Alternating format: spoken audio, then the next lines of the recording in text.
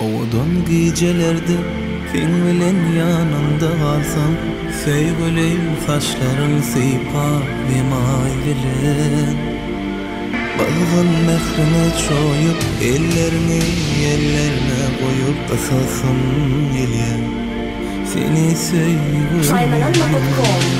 Oğudun gecelerde sen bilen yanımda kalsam, sevgilim saçların sıypap yemaylilen.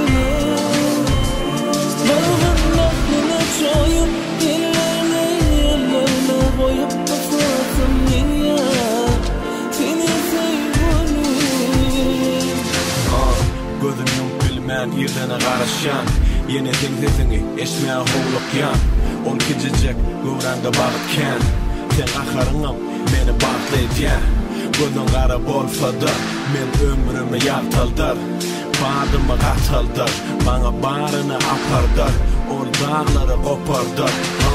Gaýplar howada meni fiýele, men hemme gaýgylymy aýyrýan misli ele. Dünýäň ähli baýlygyny berseler saňa dere. Mümnedek yok, seni sen yere. Oğudun özlem, vakti bir senden. Ölüm, divana. Oğudun gecelerde sevgilin yanında kalsam, sevgilin saçların sıypar yemayliler. Balgın mehrine çoyup ellerine koyup kısasım geliyor.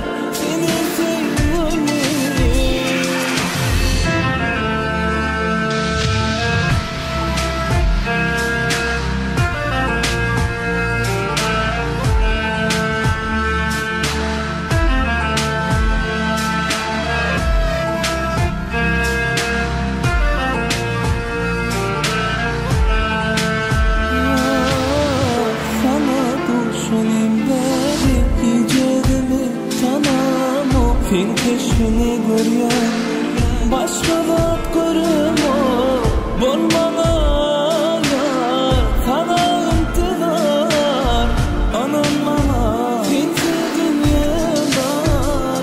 Oğudun gejelerde, kendinin yanında kalsam, sevgilim saçların sıypar yemayliler.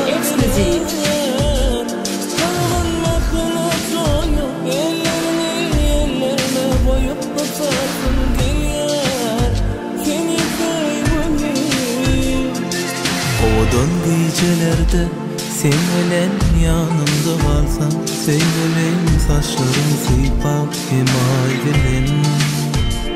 Balgın mehrine çoyup ellerine koyup kısasım geliyor. Seni sevgilim.